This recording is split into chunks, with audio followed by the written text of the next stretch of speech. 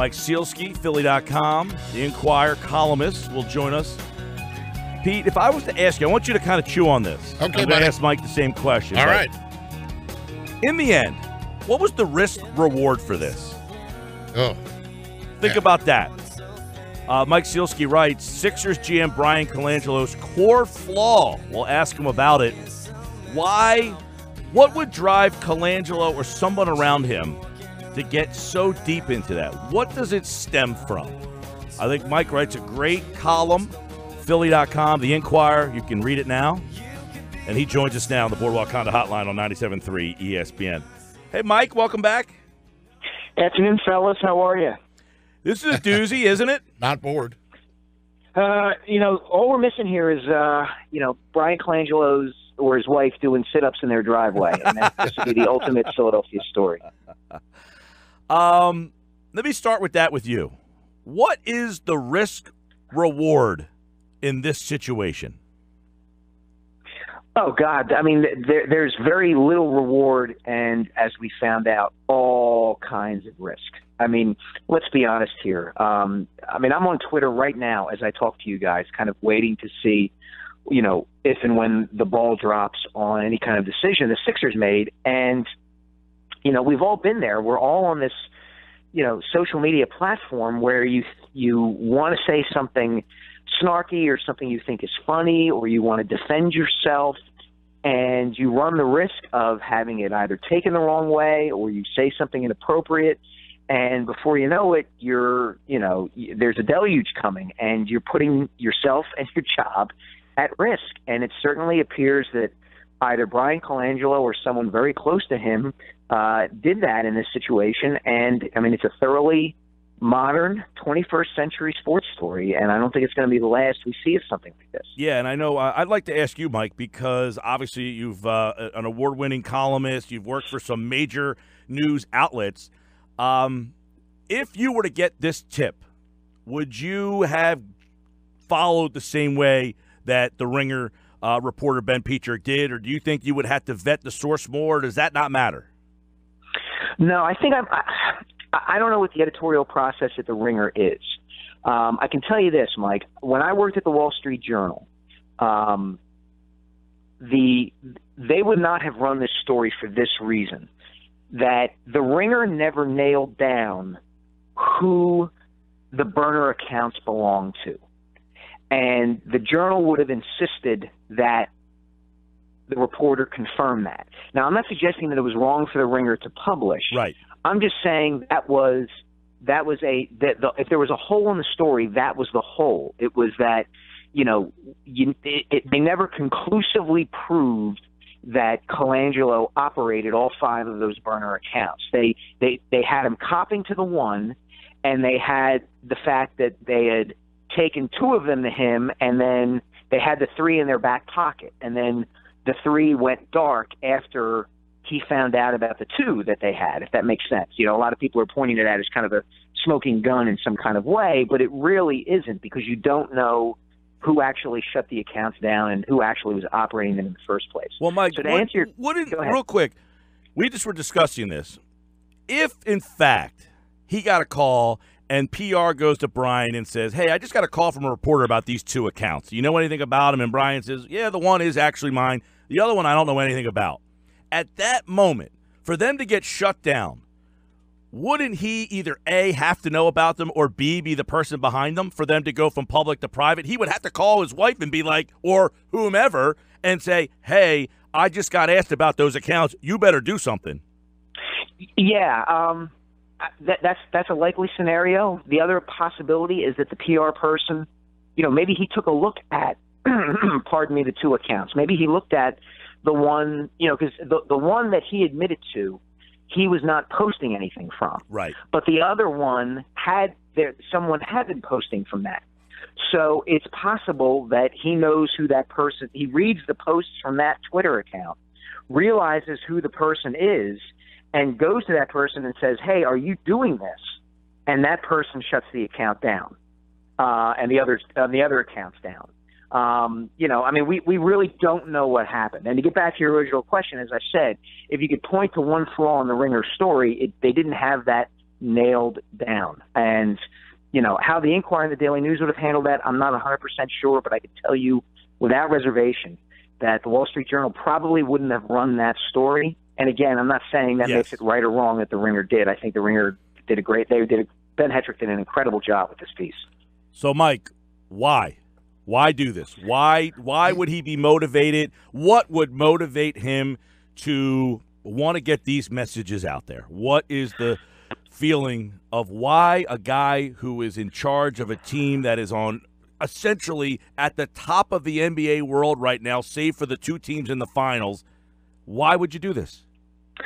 All right, well, let's assume that he's the one actually doing the posting, or that, I think which is becoming the more likelier scenario. Maybe, anything could be possible, I suppose.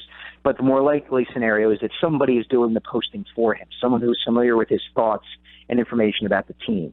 I think this all stems from insecurity. Bryan Coalngelo is a famously insecure guy. If you talk to people in Phoenix, if you talk to people in Toronto, he would call talk radio stations.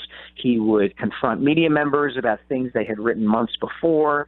He had the memory of an elephant when it came to slights or perceived slights or anything like that. And as I wrote the other day, I think that what drove a lot of this, and you can see this borne out in a lot of the posts, whoever was making them, whether it was Bryan or somebody close to him, is his predecessor, Sam Hinkie. I think the fact that the process segment, the pro-process segment of the Sixers fan base still gave Sam Hinkie credit, even more credit than Bryan Coalangelo, for the team's turnaround. And the fact that Hinkie himself was kind of a cult figure here for the process and doing what he did to clear the decks and get the Sixers in the position to get Joel Embiid and Ben Simmons and, make a run of this thing.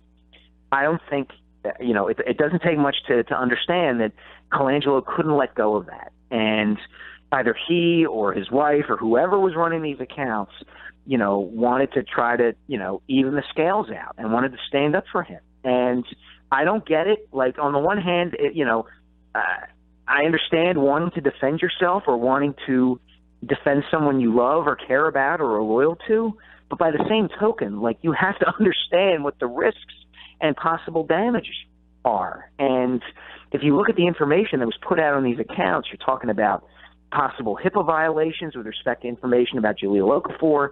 You're talking about the relationships around the NBA. You're talking about relationships with guys like Nerlens Noel and Joel Embiid and Markelle Fultz. I mean, the fallout here is just incredible.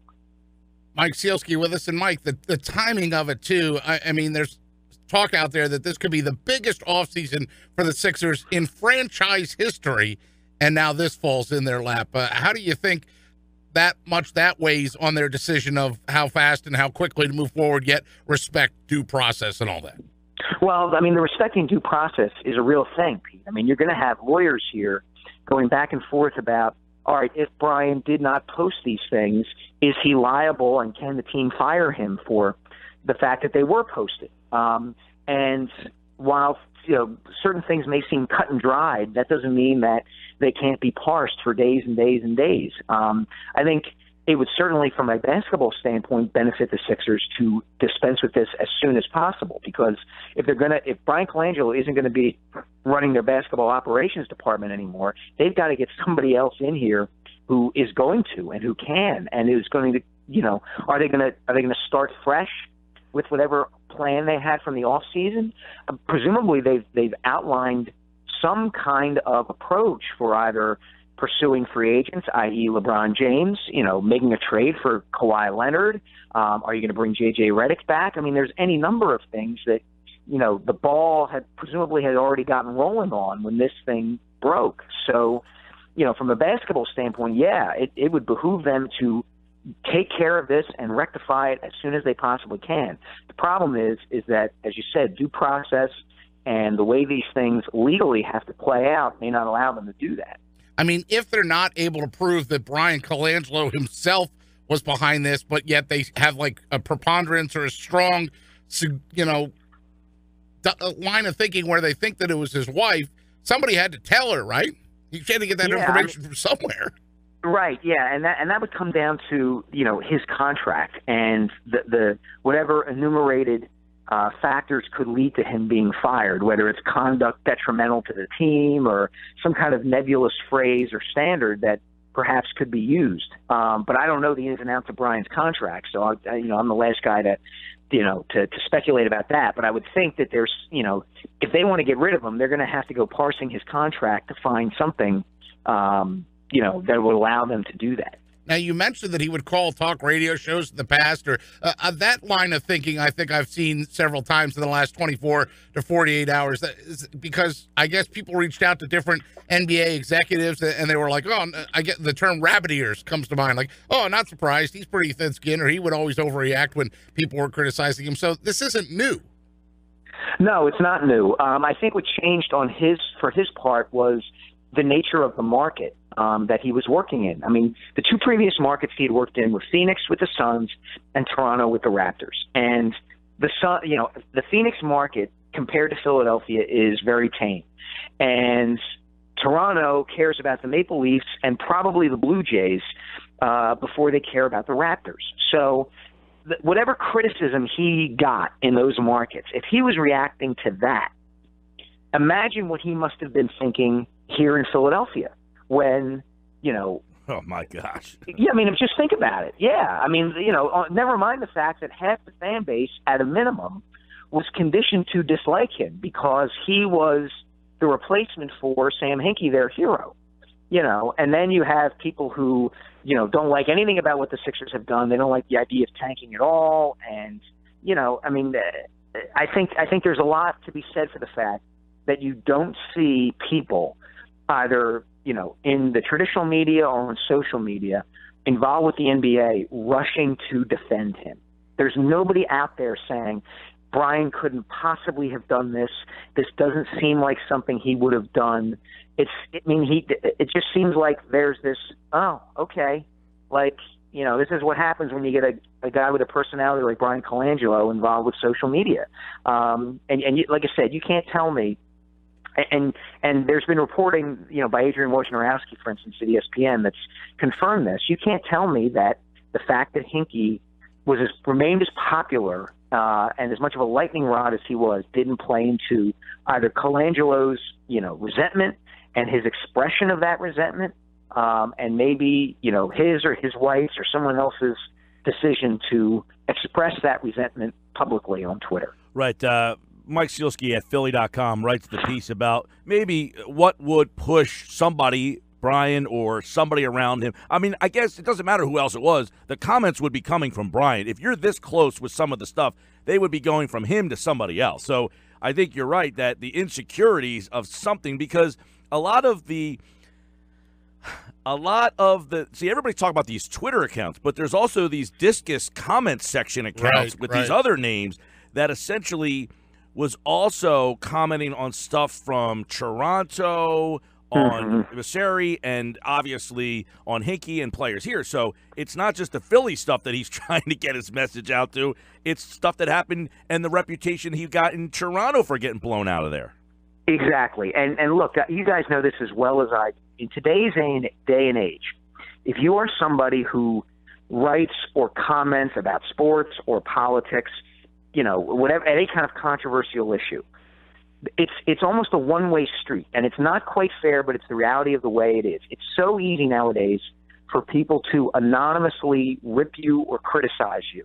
And at some point, you just have to say, you know what, I got to tune it out. Or I've got to be secure enough in myself to turn it around and make fun of it and poke fun at it and be self-deprecating and say, you know what, I'm secure enough in how I do my job that if at Sielski Stinks 75, consistently tweets at me, I've got to block him or I've just got to let it go and not take it so seriously. And, it's par for the course. You have to be able to tune it out. And it doesn't appear that either he or anyone else affiliated with him could tune out that criticism. Mike Sielski, great piece. Check it out, everybody, at Philly.com on why he was his call, potentially Bryan Coalngelo, the straw that broke the camel's back potentially for his tenure in Philadelphia. We'll see if he is still here later on in the show or maybe in the week. Mike, thanks, man. Have a great weekend. Anytime, guys. Thank you.